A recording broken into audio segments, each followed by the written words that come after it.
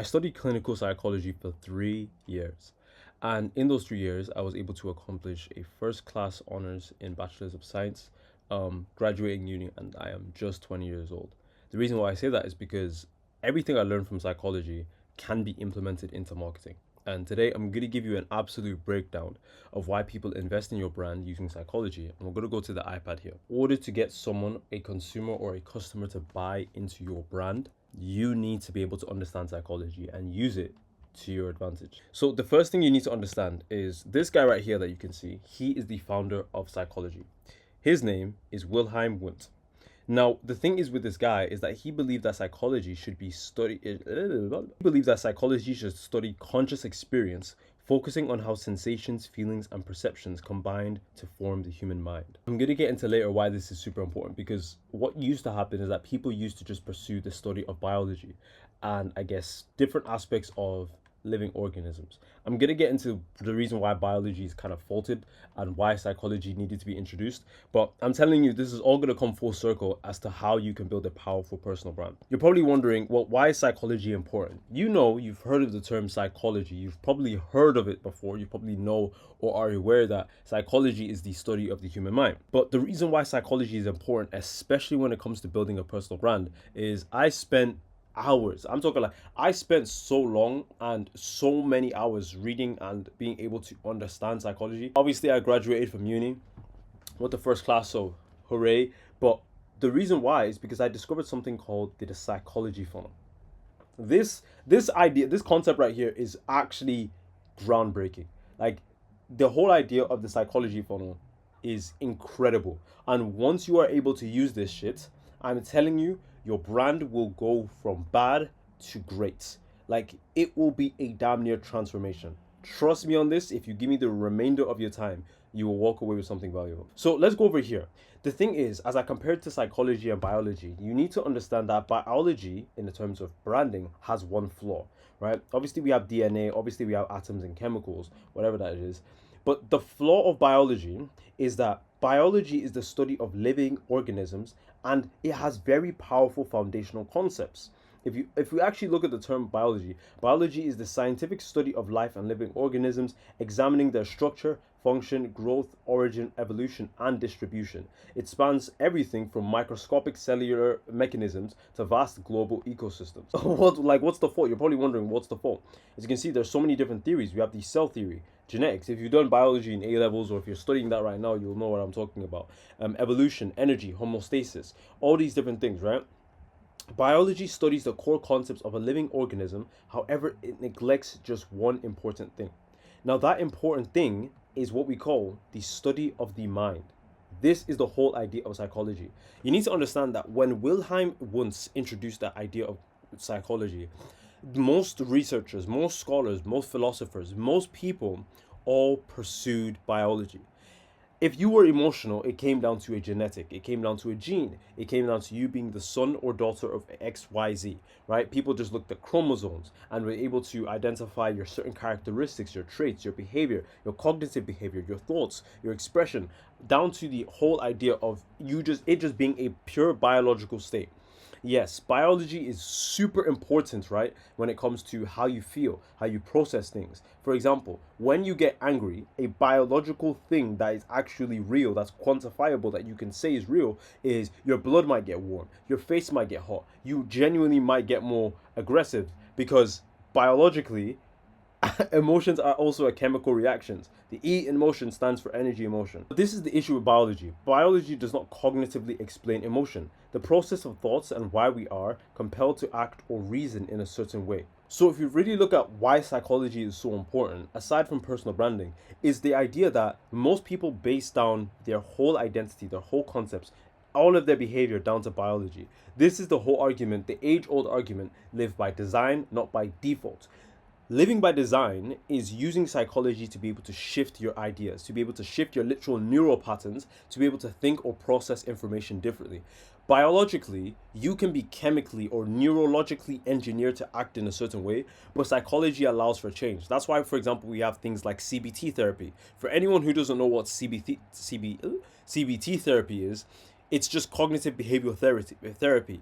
If a certain person has a certain behavior, through cognitive behavioral therapy, you can change. For example, if you are a very shy person and you go undergo cognitive behavioral therapy, one thing they might expose you to is exposure therapy.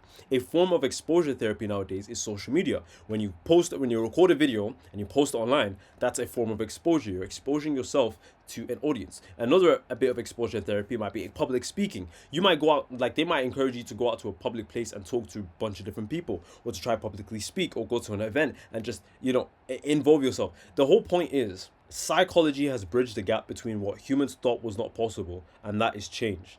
Yes, biology is the study over evolution and how people iterate and change over time. But that's only through their bodies, it's only through their structure, it's only through their biological, their bioskeleton, everything. It does not talk about how the mind iterates. Yes, I can talk about how the brain gets bigger or smaller every year. I would argue it's actually getting smaller now because of brain rot. But that's not the point. The point is, the biology only focuses on the actual human. It does not focus on the mind. As you know, with the mind, there are so many different things like the subconscious and conscious mind. But yes, I'm talking about all these abstract concepts, and you're like, what the hell is he talking about? Why is he talking about neurology, neuroscience, clinical psychology? Like, you probably don't understand where I'm going, but here's where it comes full circle, because the psychology funnel, this thing that I'm working on, that I've implemented, is something I'm going to be giving to founders just like yourself. If you own a clothing brand or a business where you're selling an offer, as predominantly, if you own a personal brand and you want to sell this to people, this is the thing that you need at the psychology funnel. I'm gonna get into it right now. Cool. So you might be wondering, what is the significance of studying or knowing psychology when I want to build my brand? Well, if we actually look at what the definition of psychology is the scientific study of the mind, brain, and behavior. Heavy on behavior. It examines both conscious and unconscious phenomena, seeking to understand how individuals think, feel, and act with both natural and social environments. And let me just demonstrate this further so you can actually get the idea. As you know, as human beings, we have 5 main predominant senses. We have sight, we have smell, we have touch, we have taste, and we have hearing. Okay? Now, with these 5 senses, this is exactly why psychology is so important.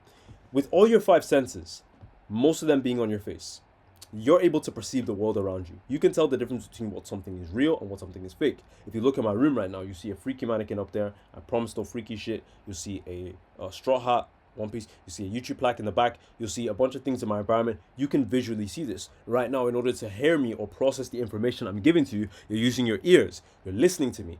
Like, I'm not going to say you can smell me because that's fucking weird. And definitely you can't taste me. Don't taste me.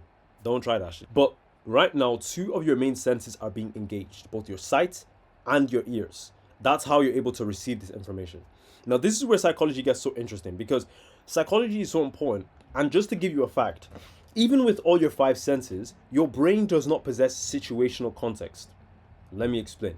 So, what situational context is, your brain literally can't tell the difference between what is real and what isn't. I want you to do an exercise with me, right? I want you to just close your eyes. I know this is weird. Like, what the hell? This is a random guy on YouTube. I'm watching this video about psychology. Why is he telling me to close? Don't be weird. Close your eyes. Just trust me. Close your eyes. And I know a few of you guys are still watching the screen like this, knowing fully well I just told you to close your eyes. So close your eyes. Trust me. Close your eyes. And there are still people not closing their eyes. Please close your eyes. It won't make sense. Cool. Now that your eyes are closed, I want you to imagine yourself on the beach. Imagine yourself on the beach in a jacuzzi or lying down in the sand. Okay? Now, I'm going to ask you a couple of questions. Can you feel if you're laying down on the floor with sand, right? Can you feel the sand on your back? Okay? You can probably feel it. Okay? Can you hear the waves in the distance? Okay? Now, today is a really warm day, so the sun is scorching hot. Can you feel the sun? Can you feel the sand in between your toes? Can you feel your fingers move?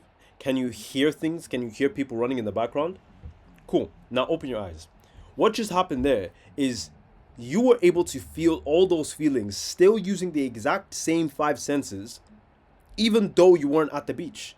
And this is predominantly because we have a 6th sense, no Illuminati. 6th sense being your imagination, visualization. This is why visualization works, right? And this is why you have a lot of manifestation or coaches or gurus that teach you a certain thing, because you can visualize things and your brain cannot make the difference. There's an interesting concept that I haven't put on the board here. It's called synaptic nerves. Okay, you can do a bit of research on this. Pretty much, psychology shows, right, especially in clinical psychology, when you learn a new piece of information, your brain, right, it cannot keep every piece of information that you've ever earned.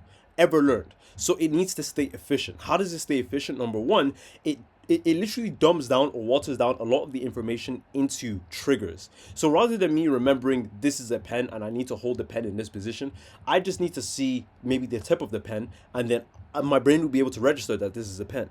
It saves you, and you're efficient. Now, another thing is when you come across new information, you have these things called synaptic nerves. These literal, and I don't think I'm saying this fully right, but just double check me on this because I studied this a while ago. But synaptic nerves, they pretty much open up, and every time you learn a new piece of information, your brain pretty much opens up new neural pathways. So you're finding new different ways to learn new things. Your brain is growing the more you receive information, right? Your brain is literally bigger than it was 5 minutes ago because of the information I'm giving you. But the point I'm trying to make here is, even with all the five senses, psychology is super important. And I'm going to get into the funnel. Don't worry, it's going to be at the end. Even with all your five senses in play, our brain runs on sensory predictions, not reality checks. I've already given you the example of visualization. Once again, I'll draw out another representation to show you. Right now, okay, this is not going to be the best image. Right now, just assume that this is a blue apple. Okay, this is a blue apple. Now, the way information works and the way we're able to process information is we use all our five senses once we see something, right? So in this case, in order to identify this as an apple, you can't just look at this and say, oh, it's an apple, right? Like, I just drew a circle. You didn't even know it's an apple. It was only until you used one of your senses, ironically being your ear, that's supposed to be an ear, right? Let me just draw the hands. It was only until you use one of the senses you had, ear, to process that this is an apple. Now, that works with any piece of information. The another way you can confirm this is an apple is with your sight. So you can look at this and say this is an apple. Cool. You want to further confirm this is an apple? You taste this and boom, this is an apple. You smell it, it smells like an apple, it's an apple. You put your hand on it, you touch it, it's an apple. However, you're only able to identify this as an apple because you already received prior information.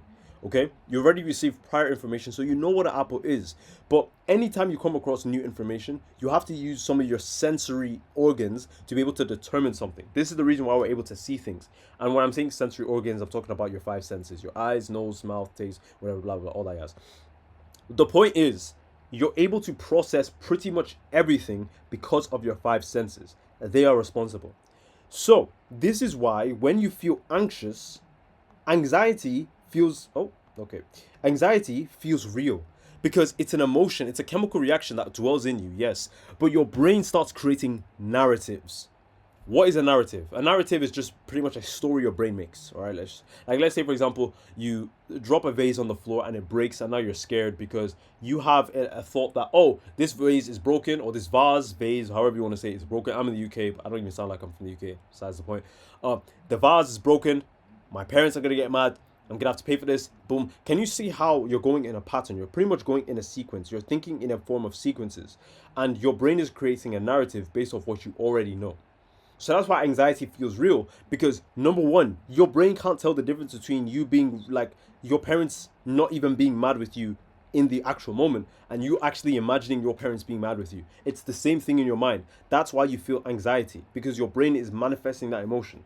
The exact same reason why visualization works. I don't know if you guys know this, but a lot of fucking athletes tend to visualize before a game. They visualize how the game will go. If you listen to a lot of Kobe's games or Michael Jordan, or how they will talk about winning, they always sound confident. They had conviction. Why? Because they already know the outcome. You don't just wake up one morning and say, I'm going to achieve this. It's because you see the vision in your mind that it is even possible to achieve, right? Like, for example, a lot of your visualizations aren't going to be the carbon copy of the manifestation. Like, you can imagine or wish for $1 million and visualize you having $1 million. But the way that might actually happen is you owning a business. It does not mean that $1 million are going to fall from the sky into your bank account. That's just not how it's going to happen. But the point is, your brain cannot determine what is real and what isn't. And you can use that information however you want, okay? I've talked about psychology. I've talked about the brain. I've talked about pretty much all the processes. But now is the most important part. What the hell is this psychology funnel? Like, what could this possibly be? Because what if, and I want to pose this question to you. What if you use psychology to your advantage to be able to get your audience to love your brand?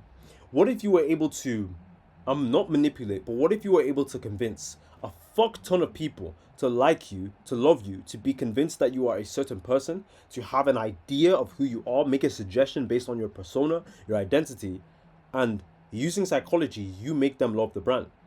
Well, you would ask me then, what steps do I need to take and what do you need to learn? I've simplified it for you.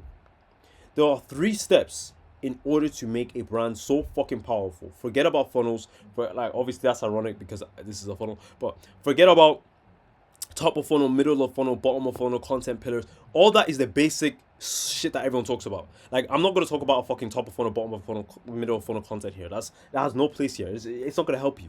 You can watch a 1 hour video. Like, you can watch Caleb. He's dropped a hour video on how to build a personal brand. Sorry, by the way, my nose is so itchy, so that's why I'm like scratching every minute. But like Caleb, he dropped a hour video.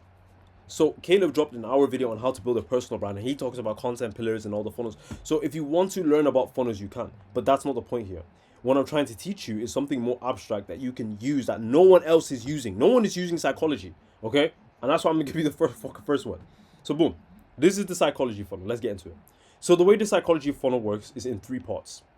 It requires your senses, and it also requires a contrarian view. What is a contrarian view? A contrarian view is something that goes against the grain. For example, most people are going to say post every single day. That's what most people talk about in their content. My contrarian view is that you do not need to post 6 times a day to have a successful business. It just doesn't make sense. You don't need to post 18 times a day. You can post every day, that's fine. I'm not against the idea, but I just don't believe that you need to post every single day 16 times a day. Now, people will argue volume, people will argue you can get data quicker. Yes, but if you use the right systems and you have the right things in place, you can scale aggressively and you can hit an inflection point that grows so fast to the point you don't need to post every day. Rather, I would argue that there is value in posting less because of 2 things. You have scarcity, so people want to see more of you, but you can only give people scarcity if your product or your video or content is just that good, right? You can really only post minimally if your content is that good that people want to see it often. If your content is shit, post every day because you have no choice. But if you know what you're doing and your content is good, and yes, it does take experience and it does actually take data to be able to find out how can I post less, because the goal of content isn't to post every single day to try to keep yourself relevant. Goal is to psychologically have an anchor in someone's mind so that when they see a color, when they hear a phrase or a word, they can make that association between you and their content. That's how powerful this content shit should be. Not posting every day. Posting every day and forcing yourself in people's faces isn't the shit. Okay? So can you see how passionate I am about that? That's my contrarian view. Like I said, it falls into two different places: scarcity and actual quality, and actually being able to provide something. The second thing is impact, right? So you want impact over impressions. You don't want to just make a piece of content that doesn't have impact, because let me tell you this: you can post every single day to establish a strong bond and relationship with your audience. However, if there is no impact, people will not watch. If a homeless man shot you in the leg, actually, do you know, I'm getting off topic here. Let's go over the psychology funnel. You can tell I'm very passionate about it. So that's why you need 2 things: 5 senses, contrarian view. Cool. So the way the psychology funnel works is in 3 parts. Now, I need you to understand that while it goes into a funnel, it does not work without congruence. So it looks like a funnel, but the way it works is literally like a pyramid system. So at the very top of funnel, what people have to come across first is visual. People must be able to see something. Visual. You came across this video, visual. The first thing that you do is you look, you see, if you have sight, if you're not blind. The next thing is verbal. And the final thing is conceptual. Cool. So here's actually where it gets really interesting, because you might look at me and think, well, what the hell? Like, why am I focusing on visual, verbal, and conceptual? And I'll break this down quite quickly because it is super important that you do this right. So in psychology, there's this thing called the messenger effect, right?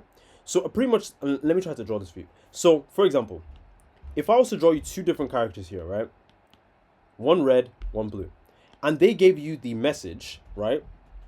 5 push-ups equals $100, right? By the way, whilst I was drawing these 2 characters, your brain already made a decision on who it's going to listen to based off visual.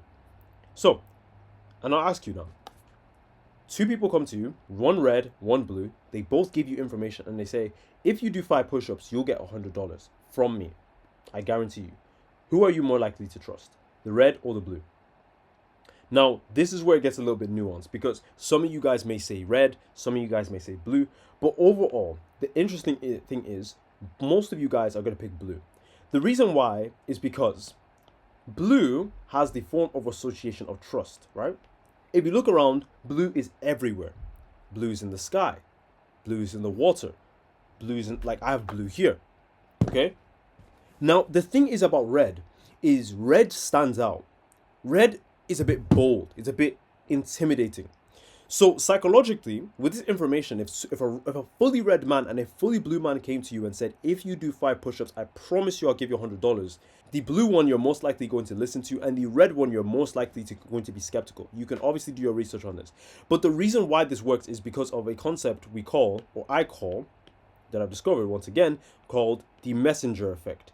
Pretty much the messenger effect says that you do not listen to information, you listen to who or what is giving you the information by seeing it. That's the first thing. So this is why presentation is important. For example, I could have wore a black top.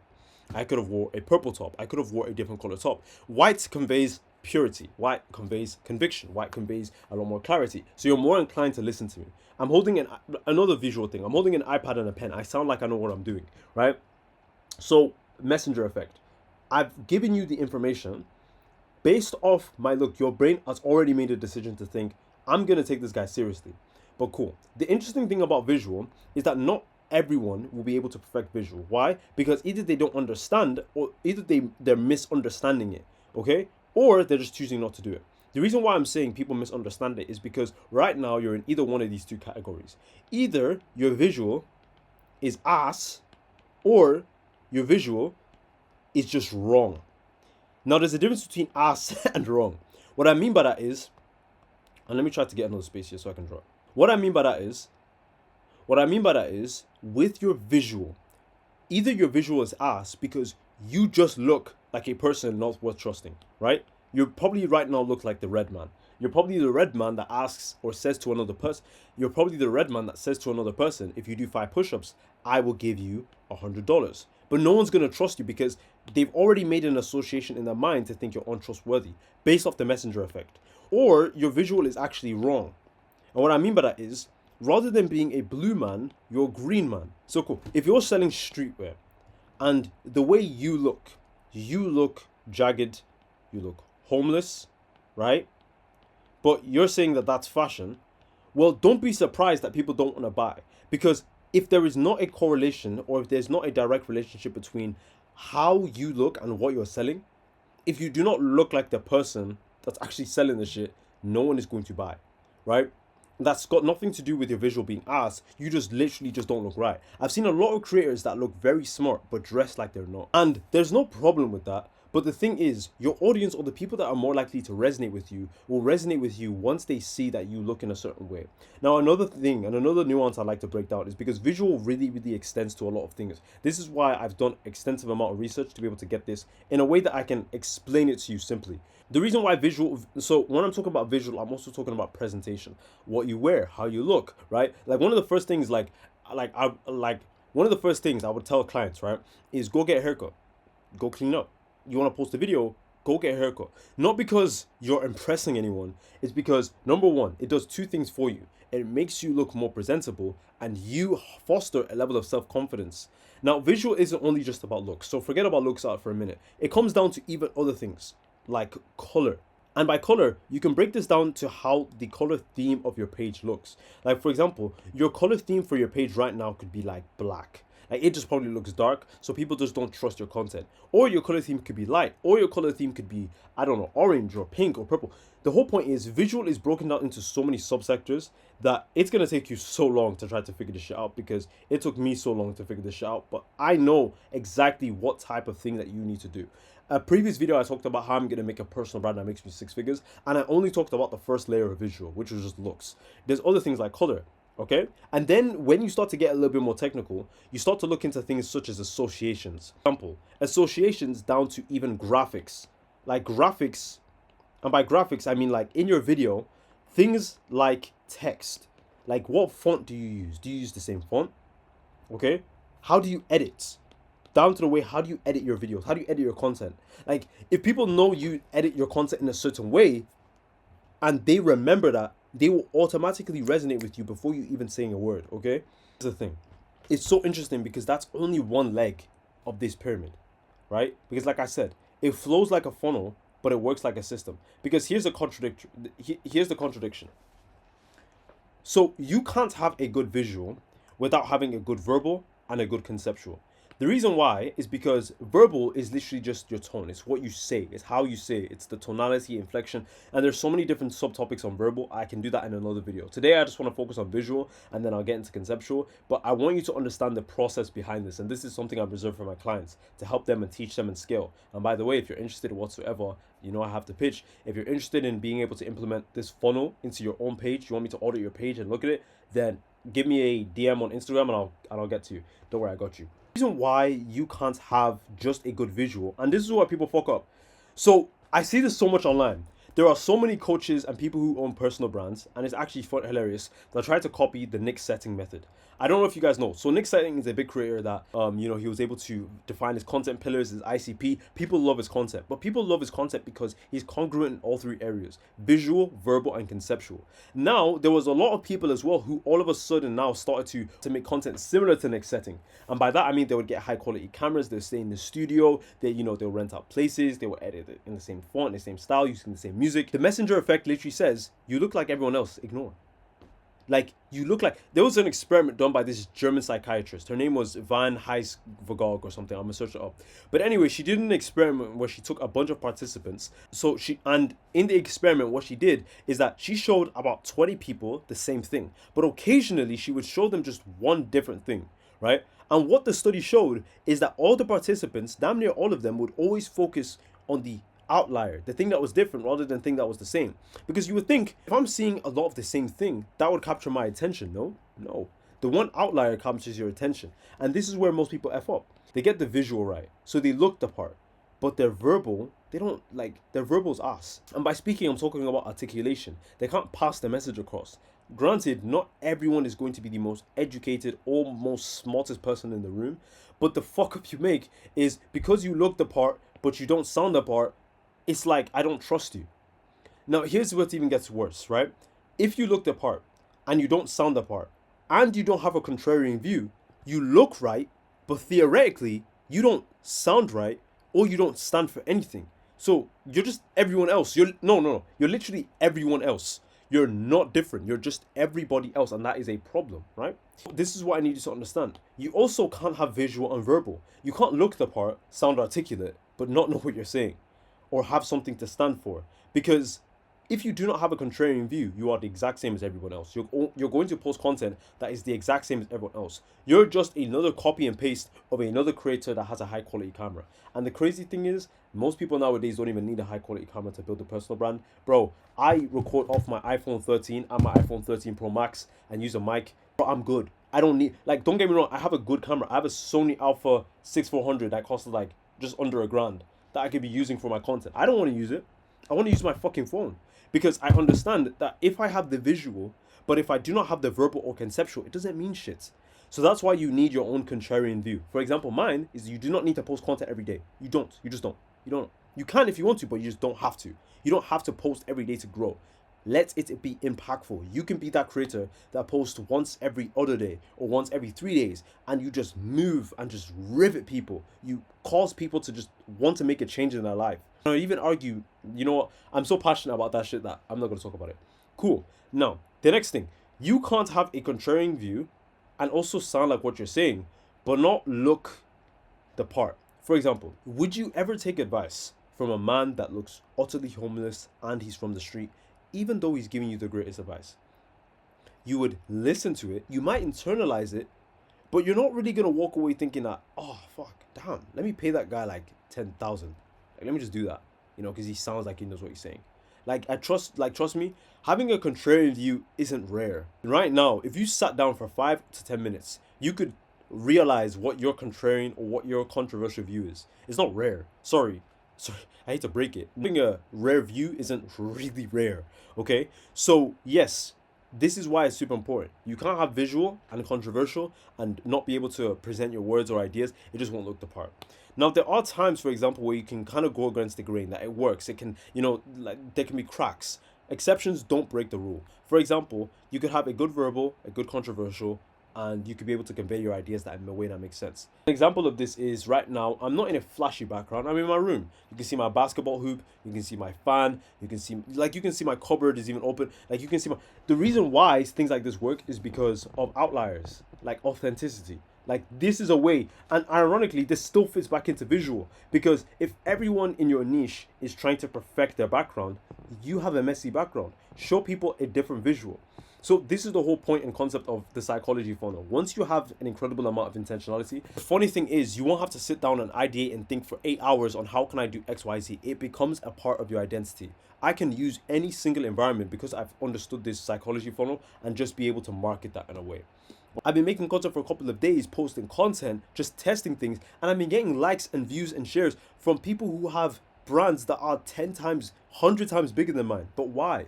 Because I understand the psychology funnel and I understand that when you have this in place, this shit's overpowered.